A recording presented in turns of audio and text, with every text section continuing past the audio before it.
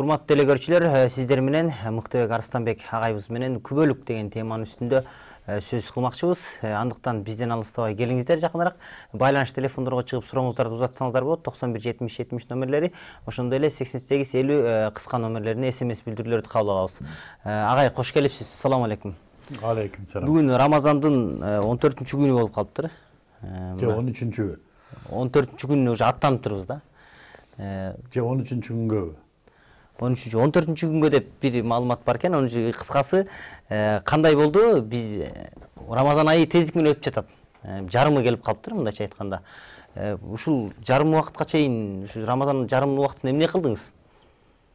Орозо кармадым. Дагы бир өзгөчөлүктөр бар мурдакы айлардан? Кече эле жооп бердим эле буга. Көчө жооп бердиңиз беле? Бүгүн да бир аз жооп берип коюңуз, бүгүн жаңы көрүүчүлөр бардыр. Бүгүн алып баруучу жаңы. Алып баруучу жаңы. Өзгөчөлүгү бар албетте. Быйылкы бир жыл эмес, күндө өзгөчө да ар бир күн. Эгер бир күн экинчи күнгө окшосо, анда Мыктыбек утулбайбы. Бир жыл эмес, бир күнү башка күнгө окшоп калбайбы. Былтыркыдан өзгөчөлүгү бар. Бир жылга кардым, сакалыма канча ак кирди билбейм, бирок көп кирди. Дагы эмнеге айтып берсем. Өзгөчөлүгү бар ошол. Өмүр кыскарып атат жана башка, Агай, бүгүн сиз менен ушул күбөлүк деген теманын үстүндө сөз кылалы деп отурабыз мына бүгүн эфирде атайын. Жалпы эле ошол күбөлүк берүүнүн олуттуулугу, же болбосо ошол күбөлүктүн күчү, бүгүнкү күндө мусулмандардын күбөлүгү, сахабалардын күбөлүгү, же болбосо буга чейинки пайгамбарлардын да күбөлүгү болгон да. Алардын коомдогу берилген күбөлүктөр, ага болгон туруштук, бекемдик, убада мына ушул туурасында кененирээк бир сөз кылсак деп атайын чакырып отурабыз. Деги эле ушул күбөлүк деген эмне? Кандай деп ойлойсуң? Күбөлүк деген эмне? Күбөлүк деген биздин менимче ушул коомчулуктун болбосо деле өзүмдүн түшүнүгүм боюнча бул күбөлүк деген бул Алла Тааланын мыйзамы менен жашоо деген, анын жалгыз экендигине, андан башка дагы бир кудай жок, анын элчилери анын жөнөткөн биздин эрежебиз боюнча акыркы жөнөткөн пайгамбар Мухаммед Мустафа саллаллаху алейхи вассалам бул акыркы пайгамбар жана ал ошол жаратуучунун жалгыз жаратуучунун мыйзамын бүткүл жерге тараткан жана аны менен жашоо керек дегенди түшүнөм да. Ошого ишенүү, ошого сөз берүү, ошого убада кылуу ушуну күбөлүк деп түшүнөм. Мына эмне? Куран-ы Карим. Куран китеби. Куран китеби Алла Тааланын сөзү. Эгер ушул Куранды бияка коюп койсок, столдун үстүндө жок болсо, Куран столдун үстүндө турат деп күбөлүк бере аласыңбы? Жок, бере албайм. Эмнеге? Себеби ал турбай эле мен жок. Жок. Столдун үстүндө жок. Столдун үстүндө турат деп күбөлүк берсең бул эмне болот? Мен аны көрүп ынанып туруп, өз көзүм менен көрүп туруп, анан кийин толук түрдө ишеним негизинде күбөлүк бере алам. Демек сен муну көрбөй туруп күбөлүк берсең? Көрбөй туруп мен күбөлүк бере албайм. Берсең эмне болот? Берсем жалганчы болом. Жалганчы. А сен бейишти көрдүңбү?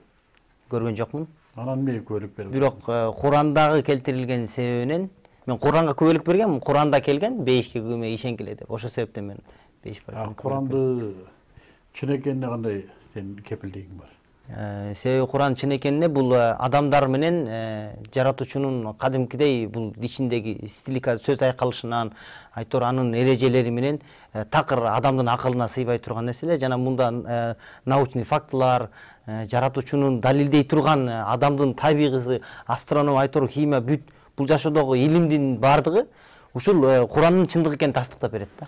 Сенин кандайдыр бир илимий даражаң барбы? Илимий даражам жок. Анан кантип Курандагы илимий фактыларга сен ынандың? Себеби деген бирөөлөр айткан үчүн? Жок, бирөөлөр айткан үчүн эмес, себеби Алла Таала акыл берген. Мисалы, мен өзүм турган турпатымды ойлонгонго дагы акылым жетет. Мисалы, менин ар бир клеткамды ойлонуш бул биология бир изилдөөнүн негизинде болбосо деле, бул турган турпатты бардык акыл ээлери, акылдуу адамдар бул нерсени өзүнүн турган турпатын керек болсо жаратуучу деле айтат.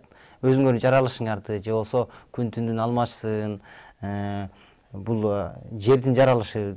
Кыскасы мен сурап атам, Курандын Кудайдын сөзү экендигине эмне далилиң бар? далилим бул могул жашоо ушул кыймыл болуп жаткан күчтүн баары бул жөн эле болбойт, ошонун бар экендигине далил да. Курандын бар экенине Курандын менен жаратуучунун бар экенин жана ал жаратуучу ушул Куранды түшүргөнүнө. Ушул Куранды түшүргөн Пайгамбар аркылуу. Себеби пайгамбарга аркылуу түшүргөнүнө пайгамбар чын эле жаратуу Алла Тааланын пайгамбарыбы же жөн эле адам пайгамбар болуп атабы? Ага дагы акыл канаттаныш керек. Себеби жөн эле пайгамбарга ишене бербейм, бул пайгамбар экен деп эртең бирөө чыкса, ал дагы пайгамбардын белгилери барбы? кандай белгилери? Мисалы, чынчылдык белгилери, жана ошондой эле анын өзүнүн жашоодогу образы. Анын пайгамбар экендигине далил дагы эле Куранда. Ал деле Куранда. Ал деле Куран. Демек, бул жерде аябай бирине бири челенишкен маселе турат да. Пайгамбар экенине ишенишиң үчүн Курандагы маалыматка ишенишиң керек. Куранга ишенишиң үчүн анын пайгамбар экенине ишенишиң керек. Кайсынысына биринчи күбөлүк бересиң? Эң биринчи Куранга күбөлүк берем. Анын пайгамбар алып келиш керек да. Анын пайгамбар экенине күбөлүк бербей туруп кантип Куранга бересиң? Себеби биринчи Курандан мен ошол сахабалардын учурунда биринчи пайгамбар экенине күбөлүк берген эле, анан Куранга берген эле. Менимче бүгүнчө мисалы бүгүнкү күндө Куранды ачып, анан кийин ошонун ичинде бул адамдар тарабынанбы же бир ким тарабынан келген бир Кудайды аныктап алып туруп анын ичин ача турган болсом, толук акылым бул Кудайдан экенине ынансам, ичинде пайгамбарга эрчигиле, ага эрегишкиле, аны көрсөтмөн жашагалар деген өкүмдөр келет. Ошол себептен анан ошого карап анан күбөлүк. Сен жөн эле адамдарды ээрчип күбөлүк берип аткан жоксуңбу? Жок, жөн эле ээрчип күбөлүк берип аткан. Адамдар кеттик намазга десе кете берет. Жок. Анда балким бир күнү туруксуз болуп калышы мүмкүн, эми Кудай сактасын. Кеттик намазга десе кете берет. Группада өзүм калгандан көрө мен деле барайын депчи. Жок. Бардыгы намаз окуп атса окуй берет намазды. Бардыгы Куранды мактаса мактай берет. Бардыгы пайгамбарыбызды сүйөм десе, ой мен да аябай сүйөм дейт. Мына сиз ушул жерде менимче түшүнүп атам, сиз айтканыңызга караганда, эми ушул жерге ушул күбөлүктүн зарылдыгы бар. Күбөлүктүн ушул жерде орду бар болсо керек. Ушул ээрчүүдө, Мына мен ошону билгим келип атат сенин күбөлүгүңдү. Эмнеге негизделген сенин күбөлүгүң? Менин күбөлүгүм Алла Тааланын жалгыз экендигине толук акылым канааттанган. Кантип? Ушундан баштайбыз. Себеби биринчи Кудай деген критерийге ким жооп берет? Мисалы мен Кудаймын десем азыр. Кудай эмне? Кудай деген эмне? Кудай деген ким же болсо Кудай деген кандай критерийге жооп бериш керек? Мисалы мен бүгүнкү күндө Кудаймын десем, сен кандайча Кудайсың? Сен Кудай деген критерий жооп бериш үчүн сен жаралбашың керек, же сен бир нерсе муктаж болбошуң керек дейт да. Демек бүгүнкү күндө канча Кудай бар болбосун, алардын баарын жаратуучу Алла Таалага салыштырганда Кудай деген критерийге жооп бере албайт, акылың канааттанбайт. Мисалы, кылдым, кечирим сурайм. Алдын ала кечирим сурайм. Балким Кудай жоктур. Балким чындап эле жаратылышы өзүнөн өзү ушинтип отуруп, эволюция жолу менен ушундай деңгээлге жеткендир. Бүгүн илимпоздордун көбү ушинтип ойлойт. Ооба, себеби атеист болуш үчүн дагы сен бир нерсеге ишенишиң керек да. Жөн эле атеист болбойсуң. Мисалы, атеисттер ушул нерсени далил алып келишет. Бул жер шары алам ушу сиз айтып жаткандай бир монун точкадан биг бир нерсе деп коет да. Бир ушу точкадан бир эң чексиз тыгыздыктагы чектин жаралуусунан пайда болгон. Жарылуу болуп анан пайда болгон дейт. Бирок ошо өздөрү кайра ойлонушат экен, ушу жарылууну да бирөө кылган да деп. Же болсо биз ушунчалык эми Кудай андай болбойт дечи, бирок ошо чекитти да бирөө жараткан да деген биз далилин беребиз. Демек бул аалам, турпат бул жөн эле болгон жок. Мисалы мен мындай мисал кыла алам. Эртең менен мисалы турсак эшикке кар жаап койгон болсо, баягы ииз, адамдын иизи келген болсо кар менен эшикке чыксаң, адамдын иизи келген. Бирок бул жерде бул жерге адам келбептир десең, тиги далилдеп берет, могу байтинган изи менен барып, кандай барган изилдеп берип туруп, ошол адам келген экенин далилдеп берет. Бүгүнкү күндө ушул табигый кардагы ииз эмнеге далил? Адамдын келгенине, бар экенине далил. Адамды көрдүңбү ал адамды? Көргөн жокмун.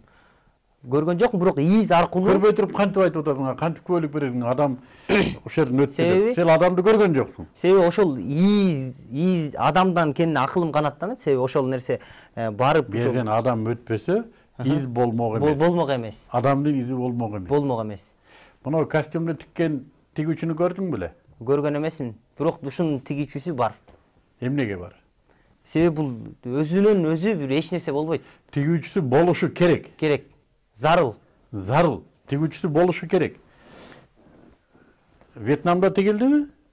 Аны билбейм, кайсы жерде. Кытайда тигилдиби? Билбейм аны. Же Дордойдун ары жагында тигилдиби? Кайсы тигүүчү машинеде тигилди? Аны айта албайбыз. Тигүүчү машине барбы? Бар тигичи машина. Көрдүңбү кайсы марка экендигин? Жок, көргөн эмесмин. Анан кантип айтып атасың, ал тигүүчү машине бар деп? Себеби аны көргөм да мен. Каерден? Көргөм, базарлардан көргөм, тигүүчү цехтерден көргөм. Тигүүчү машине бул машине эмне экенин билесиң? Билем.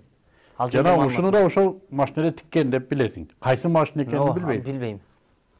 Бул костюмдун сенин үстүңдө кийилип турганы кимдир бирөөнүн бычканы, кимдир бирөөнүн бул материалды токуганы, кимдир бирөөнүн муну тиккени, кайсыдыр станокто тиккенине далил. Костюм.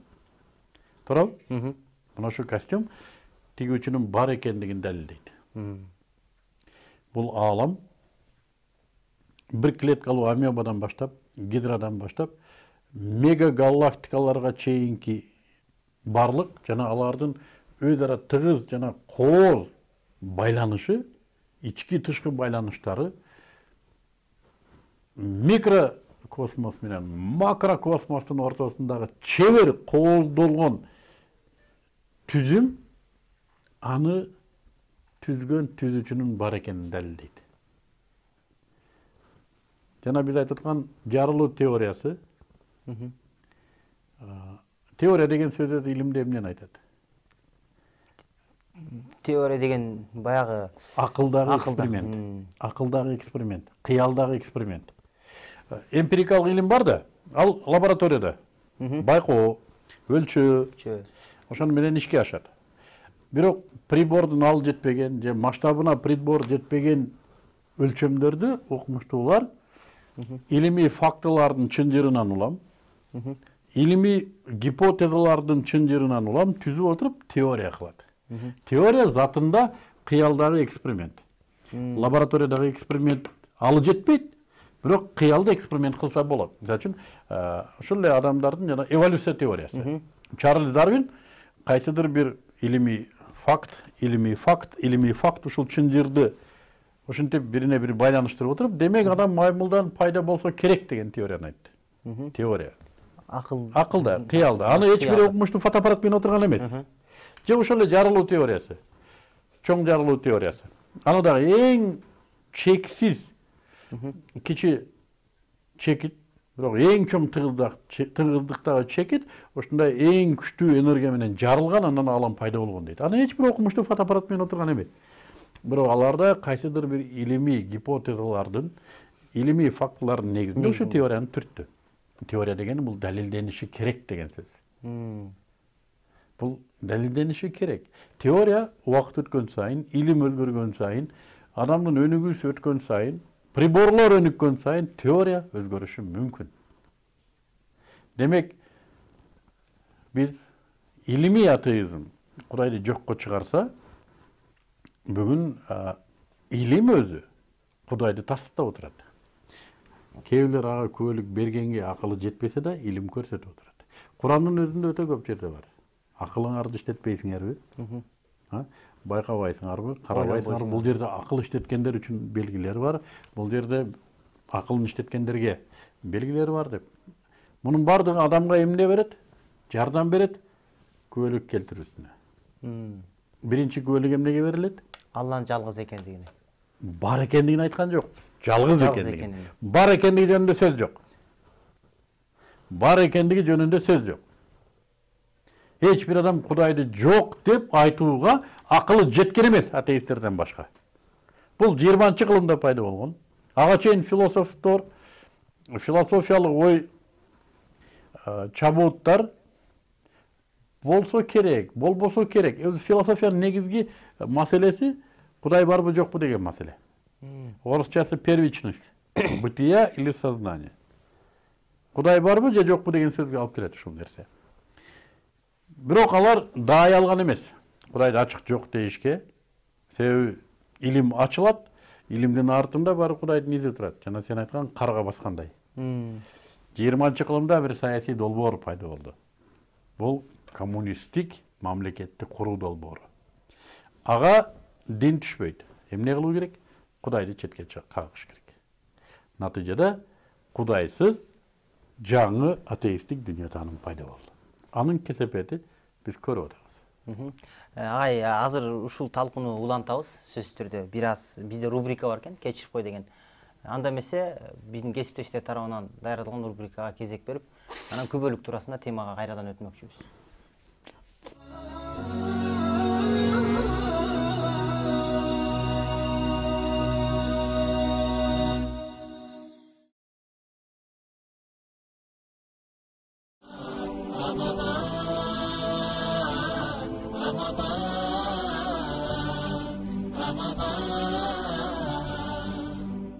Урматтуу бир туугандар, кайрадан кечирип кой рубрикасы менен мен Жакут сиздер менен болуп атам. Бүгүн болсо өзүңүздөр көрүп тургандай авто тетик дерди сатуучу дүкөндөрдүн бирине кой десе болбой кирип келдик. Мен негизи ушундай жерлерде көп эле жүрөм дайыма. Дайым эски машина алгангабы, дайым эле оңдотуп ушул жерлерде жүрөм. Эмесе бир туугандарга жолугуп. Ассаламу алейкумдер. Кандайсыздар? Рамазан айыңыздар менен куттуктайбыз. Рахмат, бирге болсун. Ушул ыйык Рамазан айында орозо кармадыкпы?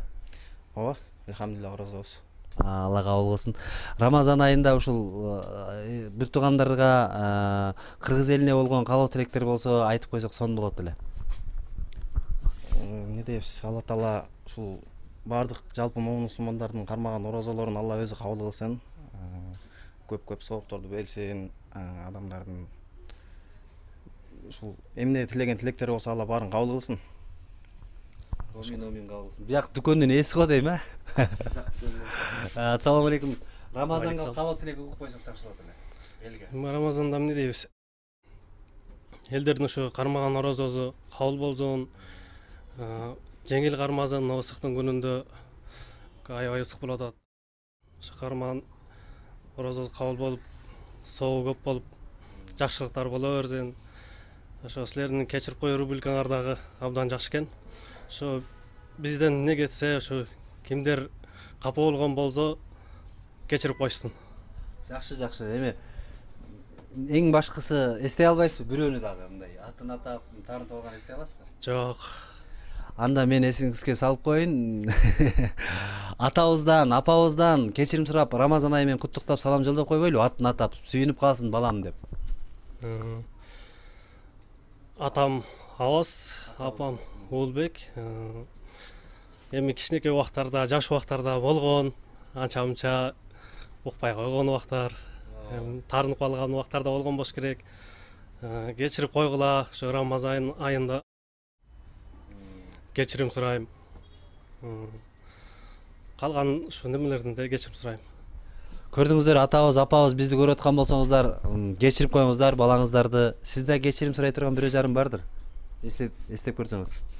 Мен деле толук эстей албай турам, эми мен деле ушул ата-энемден биринчи ата-эне ыраазы болсун дейт, ата-энеден кечирим сурап коеюн. Эми баары бир кичине кезде турам эмес иштерди кылып коюп кетирген ката кемчиликтерибизден кечирим сурайм. Атамдын аты Темирбек, апам Айсада.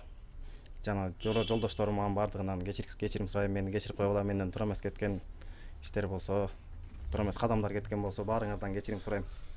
Кичинекей кезинде көп эле кетиримди. Азыр чоңоюп турсуз. Азыр капа кылган жоксузбу ата-энеңизди? Азыр эми капа кылганга аракет эле кылам, анан Капа кылгангабы? Кылбаганга, Капа кылбаганга аракет эле кылам. Балким капа болуп калган, мен байкабаган, билбеген нерселер болуп калгандыр. Кечирим сурайм. Бир сүннөттү тирилтпей калыптырсыз, кечиресиздер. Таанышып койсок болмок. Ассаламу алейкум деп эле туруп калдым. Атыңыз ким эле? Атым Мелис. Сиздики ким эле? Саматбек. Мелисти бир туугандарыбызды көрдүңүздөр. Анан Жакут турат, үчөөбүз турабыз. Анан Алла Таалам турат. Ал ар дайым көрүп туручу, билип туручу, угуп туручу зат. Ошондуктан бир туугандар мына бизди көрүп турасыздар үчөөбүз тең. Бизден таарынып жүргөндөр болсо, бизден капа болуп жүргөндөр болсо, ушуну көргөндө кыжырым кайнайт дегендер болсо, ыйык Рамазан айынын урматына бизди кечирип коюңуздар. Ассаламу алейкум. Клиенттерден алам. Ошо баарыңыздардан кечирим сурайбыз. Ассаламу алейкум.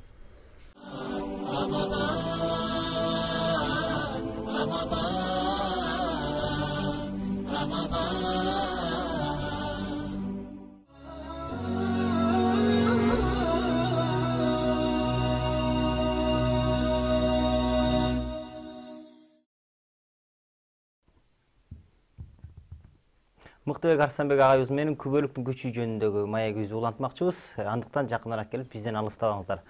Агай, ушул бүгүнкү күндө ошол күбөлүктү Алла Тааланын жалгыз экенине болгон күбөлүк жөнүндө сөз кылып жатабыз. Бирок ушуга келиш үчүн биз көптөгөн далилдерди бердик да. Баягы илимдин негизинде сүйлөштүк, теория деп айттык. Эми бүгүнкү күндө азыр технология ушундай өнүккөн учур болуп атат да. Чындап эле Кудайдын бар экенин бир далилдеп берип атат илимдер, бүт фактылар менен көрсөтүп атат да. Эми бүгүнкү күндө биздин күбөлүк берүүбүз күчтүү болуш керек беле же пайгамбарыбыздын учурундагы сахабалар бул нерселерди көрбөй кантип күбөлүк берген? Өзү биздин күбөлүгүбүз күчтүү болуш керек. Себеби биздин колубузда илим турат. Илим Аллах Субхану ва Тааланын жаратуучунун акыйкат экендигин бар гана эмес, жалгыз экендигин далилдеген бирден бир эң кубаттуу каражат илим. Бүгүн 10-классты бүткөн бала, 11-классты бүткөн бала алган билимин сахабалар түшүнө да кирбесе керек да. Чындап айтканда. Биз күбөлүгүбүз өтө күчтүү болуш керек. Кудайды көрөйүн эле деп калдык да мындай айтканда. Бардык мына ген деңгээлине чейин көрүп атабыз. Генди көрүп атабыз. Генди көрүш үчүн клетканы миллиондогон эсе чоңойтуш керек. Миллиондогон эсе, а клетканын өзүн көрүш үчүн канча эсе чоңойтуш керек затты. Биз Кудайдын өзүн көрүп, эгибиз жерге түшүп, мээбиз чачырап келе турган эле абалдабыз да. Тилекке каршы эчтеке илимден кабары жок, сахабалардын күбөлүгү бизден күчтүү болгон. Эмнеге? Акыл өткүрлүгүнөн. Адамдын акылы Кудайын тануу үчүн берилген. Кудайын табуу үчүн берилген. Акыл өткүр болсо, ал табат экен.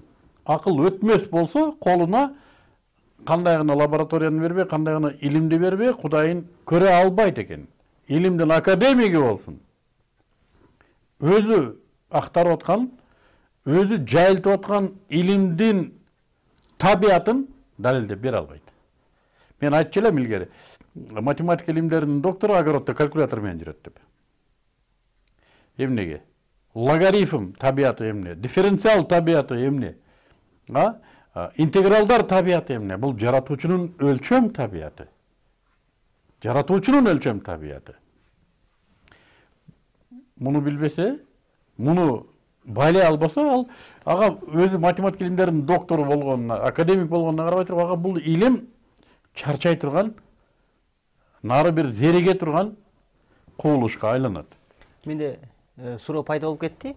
Тескеринче бүгүнкү ушул технологиялар, ушундай изилдөөлөр булар баягы күч кубат адамда деген нерсени алып келбейби?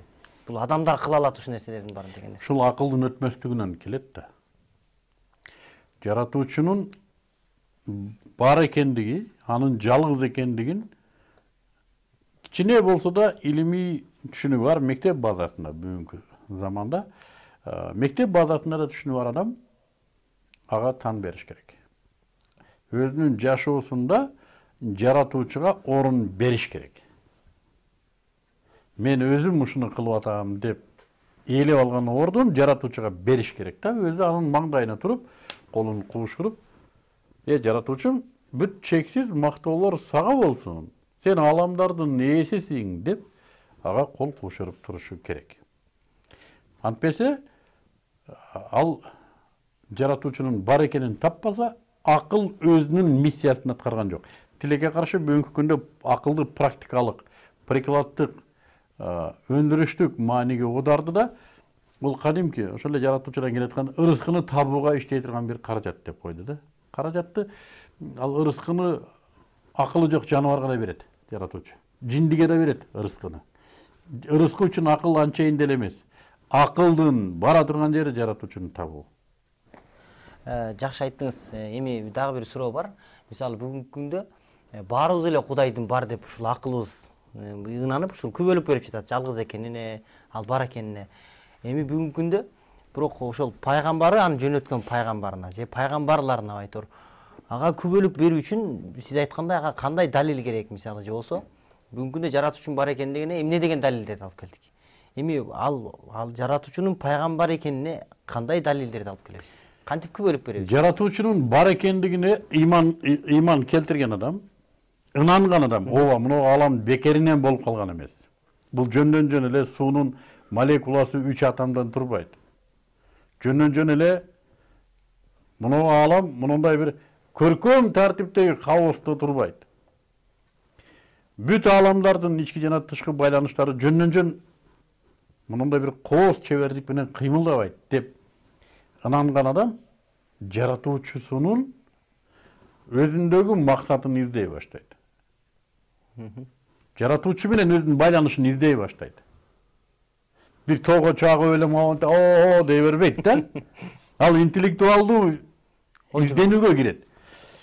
Жаратуучу мени жөлө таштап койду. Эгер мени Кудай жараткан болсо жөлө жаратып таштап койду. Мен мындан ары эмнеге жаралдым, эмне кылышым керек? Эмне алдымда кандай бир тапшырма бар? Эмне тагдыр бар менин алдымда деген суроо пайда болот. Жана ал жаратуучусунан келген маалыматты издей баштайт. Кантип байланышам деп аны менен? Маалыматты издей баштайт. Жаратуучусунун изин издей баштайт. Жана карда сен айткан изди издегендей каяка кетти? Каяка кетти? Маалымат каяктан? Из каяка карап кетип атат? Ана ушунда бир да мен билбедим деген адам болбойт экен. Бардыгы билген пайгамбарлар жаратуучудан маалымат алып келген. Бул белгисиз нерсе эмес. Бардыгы билет жаратуучудан сөзсүз жаратуучу жөнүндө маалыматтап келген адамдар болот. Аларга периштелер атай жиберет.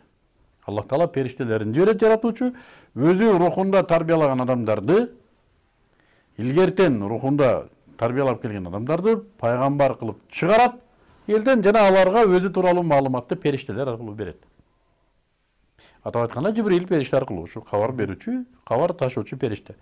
Жана ал периште Аллах Субхану ва Тааладан жаратуучудан кабарды пайгамбарларга алып келет. Пайгамбарлар гана жаратуучунун маалыматын көтөрө алат, жана түшүнө алат. Алар өзгөчө табияттагы адамдар.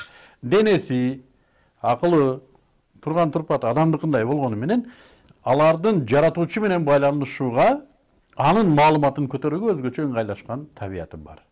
Ошон үчүн аларды биз пайгамбар экендигин тана алабыз, элчи экендигин тана алабыз. Алардын башка адамдардан өзгөчөлөгөн кээ бир сыпаттары бар. Бирок калганы муктаждыгында адамдардай эле. Бүт пайгамбарлар адамдардай эле, базарга барат, соода кылат, капа болот, кубанат, үйлөнөт. Ушундай бүт пайгамбарлар. Адам. Эми алардын Кудайдан маалымат алып келгенин билдик. Ал эмне болгон маалымат? Бул биз үчүн сыноо, ага ишенүү же ишенбөө. Кээ бир пайгамбарларга Кудай адамдардын ишенүүсү жеңил болуш үчүн можиза берген. Керемет. Керемет. Адамдардын ишенүүсү оңой болушу үчүн. Акыркы пайгамбарыбызга, биздин пайгамбарыбызга ислам мугалимине берилген можиза бул интеллектуалдык можиза болду. Куран китеби. Муну кыяматка чейин адам баласы таң калбай койбой турган можиза болду. Албетте бул китепти барактабаса, мында бир ошо керемет ушунда ыйман келтирбеген адамга бул китеп ачылбайт экен. Күбөлүгү ыклас менен болбогон адамга китеп ачылбайт экен. Ага жөн эле бир түшүнүксүз араб тилиндеги, Осман котормосундагы бир мен уктум өткөндө бир киши менен, атактуу эле бир киши өтө көп жолу окуган, бирок эч нерсе түшүнгөн эмес. Маселе эмнеде десе, бул ушул китеп сыры да ушунда. Чын жүрөктөн Кудайдын бар экендигине, анын пайгамбарына жана ушул кабар Аллахтан келгендигине ыйман келтирбесе бул китеп ачылбайт экен. Кереметин ачпайт. Ачпайт. Бул китеп түшүнүксүз. Мунун булагы түшүнүксүз. Ошондуктан пайгамбардын келгени адамдарга эки нерсени үйрөткөнү келет. Биринчиси, адам биз айттык, сыйынуучу болуп жаратылган. Адам сыйынбай кое албайт. Атеист да сыйынат. Кантип? Кремльди айланып атабы? Биз ажыга баргандай. Бул сыйынуу. Сыйынуу деп атабайт албетте. Өлгөндө мылтык атып атабы? Дүкүлдөтүп. Сыйынуу. Отко гүл коюп атабы? Турат, минута молчания, биз Куран окугандай. Сыйынуу. Гимн ырдап атабы? Бул биздин намаз. Гимн деген өзү аздектөө деген сөз. Сөз менен сөз которгондо. Гимн чоң деген сөз. чоңойтуу, аздектүү, возвышение, возвеличивание орусчасы.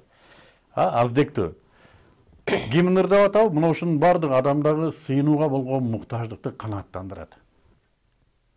Мавзолейди бар бир тегеренип койсо, коммунисттер жыргап калат. Көңүлү ток. Көңүл ток. Сыйынып койду. Өлгөндө Көрүстанга барып туруп, аракты ушундай коюп үстүнө нанды коюп коет. Жаткан жери жайлуу болсун дегендей, Куран окуткандай кеп. Ушу бардыгы адамдардын сыйынуусу окшош. Болгон айырмасы эмнеде? Кимдир бирөө өзү ойлоп тапкан Кудайга сыйынат. Кимдир бирөө чыныгы Кудайга сыйынат. Пайгамбарлардын келүүсү адамдардын сыйынуусун чыныгы Кудайга буруу. Адамдардын сыйынуусун тартиптөө үчүн келет. Мынога сыйынгыла, ал зат мынандай. Ал силерге мынандай сыйын деп атат. Мынандай кылып ибадат кыл деп атат деп үйрөткөнү келет.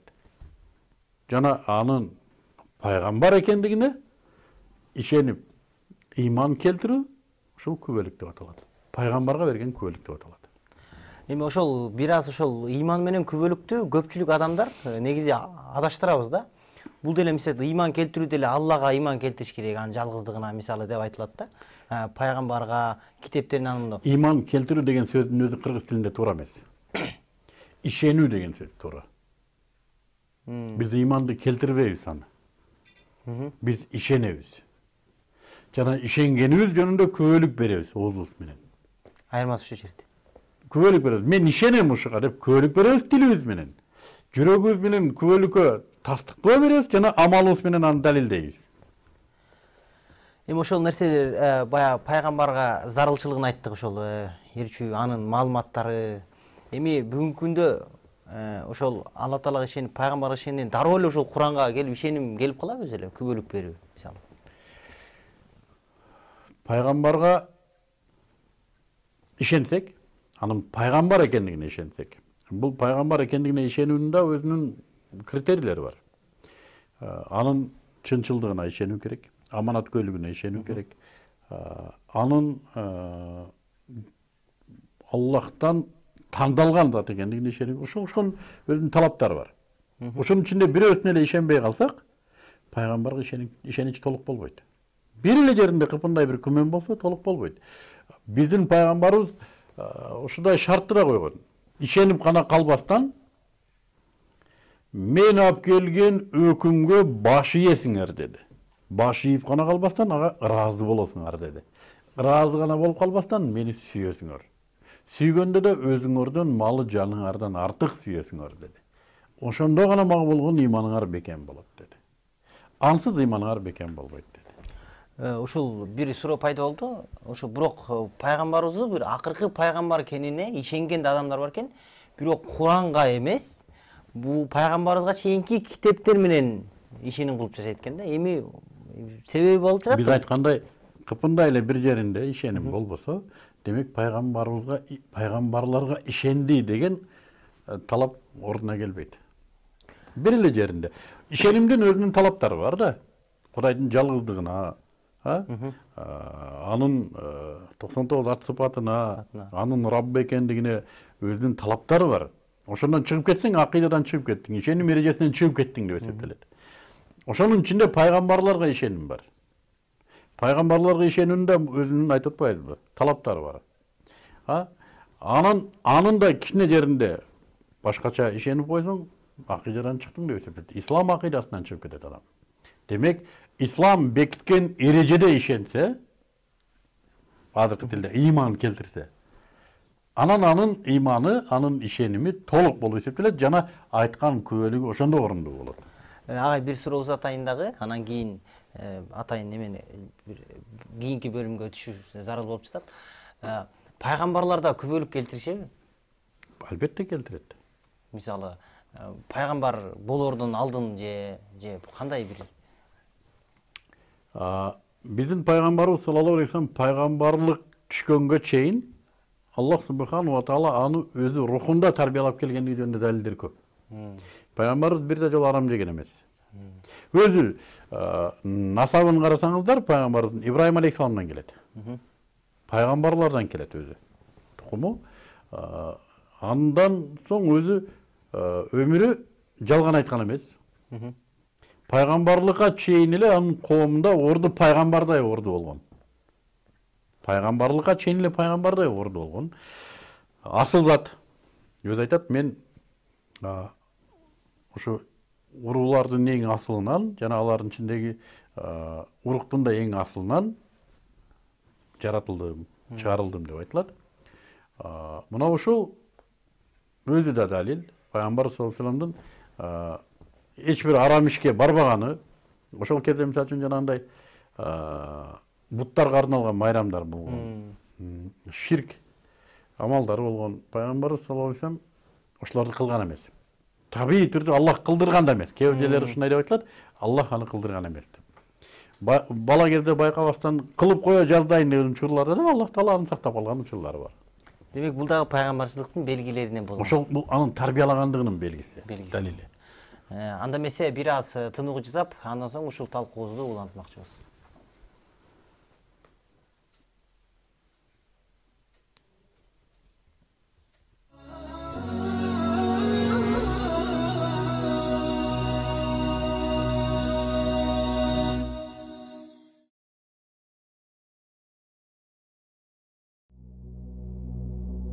Ырайымдуу, мээримдүү Аллахтын ысмы менен. Ал сага сенден мурда түшүргөндөрдү тастыктаган китепти акыйкат менен түшүрдү. Ал ага чейин адамдарга жетекчилик кылган Тоорат менен Инжилди түшүргөн. Эми чындык менен жалганды ажыратуучуну түшүрдү.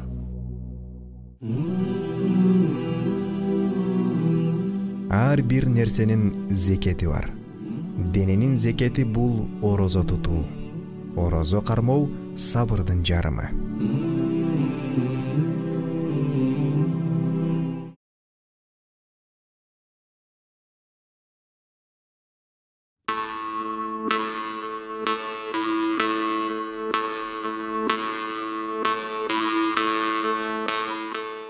Алтымышта атаңдын алдап соолап күчүн ал.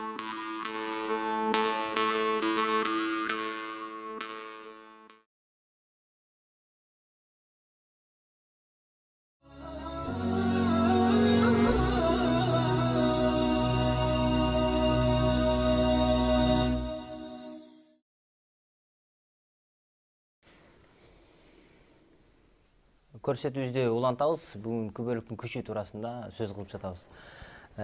Агай, ошол күбөлүк берүүдөгү олуттуулук, ошону пайгамбарга күбөлүк берүүнүн зарылчылыгы туурасында Курани Каримге берген зарылчылык туурасында сүйлөштүк. Эми ошол ыймандын шартындагы 7 жана 6 деп келебиз. Ошонун ар бирине күбөлүк берүүдөгү бир өзгөчөлүктөр барбы же болсо ага кандай күбөлүк бериш керек? Күбөлүк деген эмне? Биз кайра ошого кайтышыбыз керек.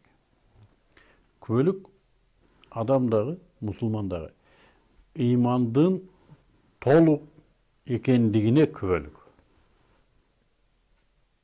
Күбөлүк мына 5 жылдык окууну бүтсө адам, студент, ага күбөлүк берилет. Бүттү деген. Бүттү деген. Ал бүгүнкү күндө жөнөкөй эле кагаз болуп калды го, кээ сатып алып атпайбы? Чынында ал муногу предметтерди билет деген күбөлүк. Biz ушуну окутканбыз, ушул иштерди иштей алат деген күбөлүк. Ал аны бир жерге апарат да, мына мен окуганым жөнүндө күбөлүк. Мусулмандын берген күбөлүгү эмненин күбөлүгү? Анын ыйманынын күбөлүгү. Анын ыйманынын күбөлүгү. Мен Аллахтын жалгыздыгына, анын пайгамбарларына, анын периштелерине, тозокко, бейишке, кыяматка, сотко, соопко, ушунун бардыгына ишенемин. Жана ошого жараша жашаймын деген күбөлүк. Мусулман экендигине күбөлүк. Мусулман экен. Ошол күбөлүктөн кийин мусулман болот. Күбөлүктү айткандан кийин мусулман болот. Дипломду алгандан кийин инженер болот. Мына ошол күбөлүктү канчалык жоопкерчилик менен айтса, мусулманчылык ошончолук даражада. Кубаттуу, чыныгы. Эгер күбөлүгү начар болсо, өзү али калыптанган эмес. Өзүндө али ыйман калыптанган эмес, ишеними калыптанган эмес, ынанымы калыптанган эмес, күбөлүгүнү келтирип койду. Көрүнгөн буручта кыйкырбай да ал күбөлүгүн, сакалды да коюп алган, топуну да кийип алган. Тим койсоң минерине жазып алат. Мен 7 жолу ажыга барып келгенмин деп. Бирок анын күбөлүгү эмненин күбө? Ал сырткы гана. Ошондуктан күбөлүк 3 нерсени өзүнө камтыйт. Тил менен айтылуусу, жүрөк менен тастыкталуусу жана амал менен кылган иштери ушуга шайкеш жашоосу менен далил. Бирок адамдар мусулман коомунда жашоосу коом менен аралашып жашай берет. Зекет болсо төлөп кое берет, намазда деле туруп кое берет, ажыга деле барып келе берет, тил менен деле айтып кое берет. Bir günde 72 milyon жолу кайталап кое берет. Ла илаха иллаллах, Мухаммад Расулуллах. Тесбир кармалап 100 метрлик кайталай берет. Ла илаха иллаллах, Мухаммад Расулуллах. Оозунан келме түшпөйт. Проблема жүрөктө. Жүрөк ишендиби ушуга? Чындап жүрөктө ыйман толукпу? Кудайдын бар экендигине, анын көрүп туруучулугуна, угуп турганына, анын эсеп кысап күнү келерине, мына ушунун бардыгына жүрөк ишенеби? Муну бир Кудай билет. Жана өзү билет. Проблема ушунда. Мунугуну алдап койсоң болот, муну алдап койсоң болот. Мунугу проблема. Күбөлүк жүрөк менен тастыкталуусу деген чачтагы артат. Күбөлүгүбүз чын жүрөктөнбү? Ошону ишенип туруп айтып атабызбы? Же жөн эле айтып атабызбы? Ишенип туруп айткан болсок, анда бүттү, биз жеңдик. Биз бейиштебиз. Жөн айткан болсок, аны да бейиштебиз деп айтсак боло берет. Билбейбиз, бейиштебиз. Бирок менимче ушунда проблема бар. Ушул проблема эмне себептен келип чыгып атат? Билимсиздик. Билимсиздик. Биринчи кезекте. Билимсиздик деген эмне? Сөзсүз Меккеде окуп келип эмес. Сөзсүз Меккеде окуп же Мисырда окуса деле ыйман толук болбошу мүмкүн. Билимсиздик бул караңгылык деп айтайлык. Караңгылык. Билим менен караңгылык эки башка нерсе. Сабаттуулук менен караңгылык эки башка нерсе. Адам сабаттуу болушу мүмкүн, бирок караңгы болушу мүмкүн. Караңгы адам сабаттуу болушу мүмкүн. Ошол үчүн сабатсыз адам караңгылыктан чыгышы да мүмкүн. Ошондан улам биз айтабыз. Бунун кесепети, бул эмненин кесепети десе, ошо билимсиздик бул караңгылыктын кесепети. Акылын иштеткен эмес, жүгүрткөн эмес. Ушул жөн эле мокок акыл менен тилди жана амалын гана коюп койгон, жүрөгүнө акылы төп келген эмес. Тафаккур ой жүгүртүлгөн эмес. Ошон үчүн исламда көбүнчө мусулмандарга ой жүгүртүү Аллах субхану ва тааланын өкүмдөрү четте турат. Бирок Аллах субхану ва тааланын ойлонууга берген чегинин ичинде ой жүгүртүү мусулмандарга милдет болуп эсептелет. Айлана чөйрөгүнө назар салуу, Жөнөкөй эле тамак жегенде. Тамак жегенде 3 нерсе болуш керек дейт. Пикир, зикир жана шүгүр. Мунугу шабдолу ушул жерге келиш үчүн бүт аалам иштейт деп айттык кече. Бүт аалам иштеген ушул шабдолунун ушул жерге келишине. Бүт аалам иштеген.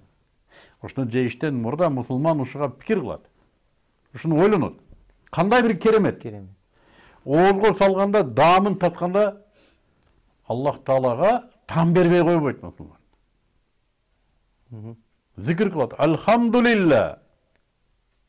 Жана шүгүр кылат ушуга. Мына ушундай ой жүгүртүү 24 саат бою жүрөк Аллах Таала менен байланыштырып турат. Ошол күбөлүктү бекемдөөчү. Эгерде биз кылган амалыбызды жөн эле бирөө үчүн мынтпесек болбойт да, мынтпесек болбойт да. Сүйлөгөн сөзүбүздү да эл уксун, көрсүн үчүн кылып аткан болсок, жүрөк уктап калган болсо, буну тез оңдош керек. Тез оңдош керек. Бирок үчөөсү тең салмактуулукта айкалышып өнүгүүсү керек. Тил менен берилген сөз да, амал менен кылынган далил да, жүрөк менен берилген тастыктоо да бирдей эволюция ритминде өнүгүш керек. Эгерде жүрөк өтүп кетсе, биз мына дүйнөнү таштап коюшубуз мүмкүн. Подвалга кирип, отуруп алабыз, теспит тартып, дүйнөнү тарк этип таштап коюшубуз мүмкүн.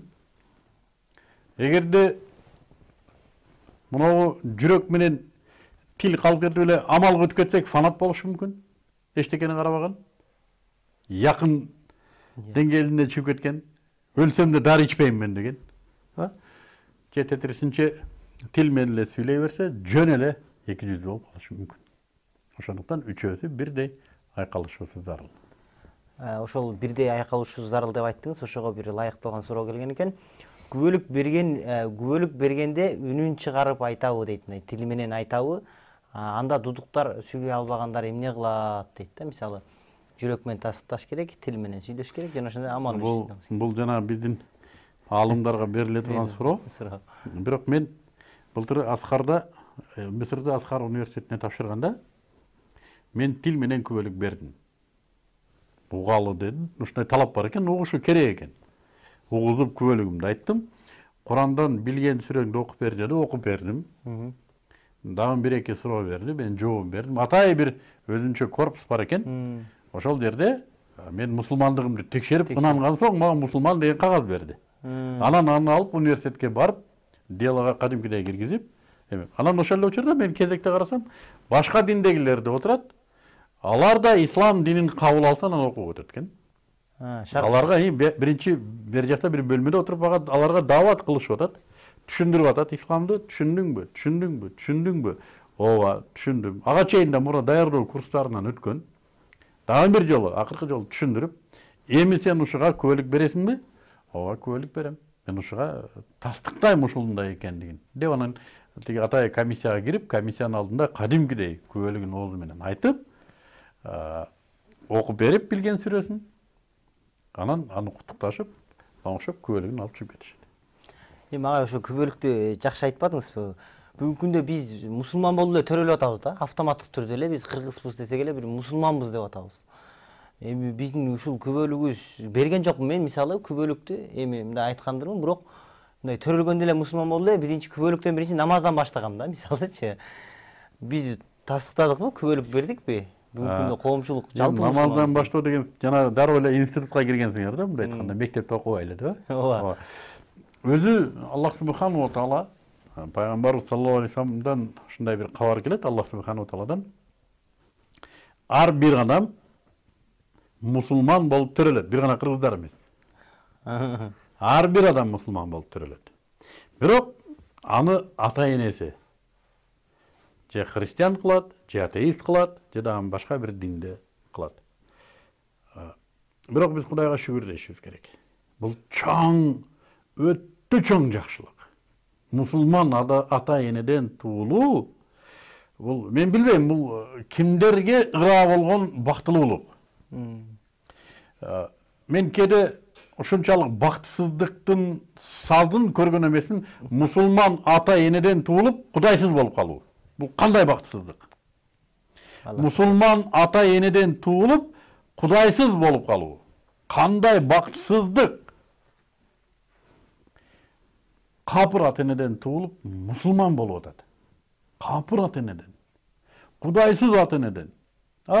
Такыр башка диндеги малга сыйынган, отко сыйынган, тоого, сууга, ар нерсеге, даже адамдардын жыныстык мүчөлөрүнө сыйынган секталар бар. Ушундай жиркеништүү. Ушулардан туулган балдар исламды кабыл кылып атат. Мен укканмын. Кайсыдыр бир окумушту, мындан 10 жылдай убакыт мурда атайы джунглиге барып, бир урууну таптыр, ушундай уруулар азыр да бар экен, каннибалдар.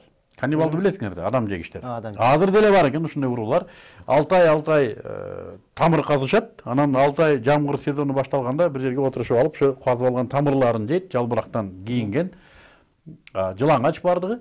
Анан ортолорунда бирөө жарым ооруп калса, жеп алат экен өздөрү. Же кезекке коюп койгон, ушундай курбандык учурлары келгенде бирөөсүн союп жейишет экен. Азыр да бар экен ушундай уруулар. Ошол окумушту өзү барып бир урууга, ал урууну кийим кийдирип, намаз окутуп исламды кабыл кылдырып келди. Бир урууну. Мен таң калдым, бул жеп коет деп коркподу депчи. Биз бир тилде сүйлөшөбүз. Бир арыктан суу ичебиз. Бир тамгада жазабыз. Бардыгыбыз бир түстөбүз, кийимдебиз. Адам жебейбиз. Анан кантип кудайсыз болуп калат? Мен айтам, бул аябай бир чоң bir күнөө кылыш керек го менимче. Ушул жашоодо кудайсыз болуп калуу үчүн. Кандай күнөө болду экен бул? Кудай сактасын. Ушу балким мурдагы муундардан кеткенби бул? Анын кесепетиби? Же Кудай билет. Ушундай бир дуа кылып тилейбиз, эми ушул адамдар ушундай шартта мусулмандардын арасында капыр болуп өлүп кетпесин. Кудай сактасын. Биз менен бир сапта туруп жашасын деп дуа кылабыз. Турмушат караңгылыгында тим эле көгөрүп алган жок, жок. Ушу биз алар менен тирешкидей деле эчтекебиз жок да, биз аларга дуа кылабыз. Ey Кудайым, ушуларга да жүрөгүнө бер. Берчи ушуларды дагы. Ушу биздин арабызда жүрүп капыр өлүп, кийин аябай ушу алам кылат да, ызаланат кийин акыретте. Бул оор ызалануу. Ызалануунун өзүнүн ушундай бир оорусу болот экен, ал эч бир нерсе менен салыштыргыс оору болот экен, ызалануу. Ошон үчүн биз ата-энелерибизге ыраазы болушубуз керек. Алар мусулман жана бизди мусулман төрөдү. Биз аларга ыраазы болушубуз керек. Агай, ушул жакшы нерсени айттыңыз. Чындап эле мен дагы абдан кубанып кеттим. Ушул мусулман болуп төрөлүп, дароо эле практикабыздан баштаганыма дагы сүйүндүм. Эми бүгүнкү күндө биз бардыгыбыз ушул мындай күбөлүк бербесек дагы биз жүрөгүбүз менен тасыктап ушул күбөлүк берет экенбиз да. Мисалы, мындай айтпасак дагы күбөлүк берген экенбиз да. Менин түшүнүгүмдө сиздин айткан сөздөрүңө караганда мен уже күбөлүк бериптирмин деп түшүндүм да өзүмдө. Бар экен деп мындай тил менен айтпасам дагы мындай кичине болсо Бирок айтып кое берген жакшы. Айтып кое берген жакшы. Кайра зикирди алып алыппы. Эми ошол күбөлүктүн бир күчүн айтайын деп атам. Бир ушундай хадистер келет. Ушул бул хадисти деле көп түшүнө бербейт экенбиз. Чындыгында азыр ушул тема болгондон улам ушул күбөлүктү түшүнгөнгө туура келет экен да. Кимде ким Алланын жалгыз экендигине ишенип өлсө бул түбөлүк бар бейиште калат дейт да. Эми ушул хадистин же ушул хадистин күчү ушундабы? Эми ушул күбөлүк берүүдөн келеби? Күбөлүктүн күчү. Күбөлүктүн күчү. Дагы бир хадис келет, эгерде ла илаха иллаллах деген келмени тараданын бир табагына койсо, бүт ааламдарды тараданын бир табагына койсо, бул оордук кылат дейт. Муну биз элестете албайбыз. Кандай сөз оордук кылышы мүмкүн? Жок, оордук кылат экен. Эмнеге десе, дүнүйөң оодарылып кетсе да сен муну сөздөн танбайсың. Aalам оодарылып кетсе да, ал же өлтүрсө, же кыйнаса, же байлыгын тартып алса, же башка нерсени кой. Aalам тыбыттай тытылып кетсе да сөздөн кайтпайсың. Эмнеге? Мунунун ручка экендигине көзүң жетип турабы? Ооба. Кантип монтировка дейсиң? Дей албайсың. Дей албайсың. Ручка болду. Өлтүрсөң да ручка, кечирип кой. Ручка, кантип ручка эмес. Кудай бар жана ал жалгыз Мухаммед анын пайгамбары деген сөзгө ушундай ишенсең, кантип андан танасың? Кантип танасың? Маселе ушунда. Ошондуктан бул сөз оордук ушунда экен. Бул сөздү жөн эле айтып коюу менен ынанып айтуунун ушундай айырмасы.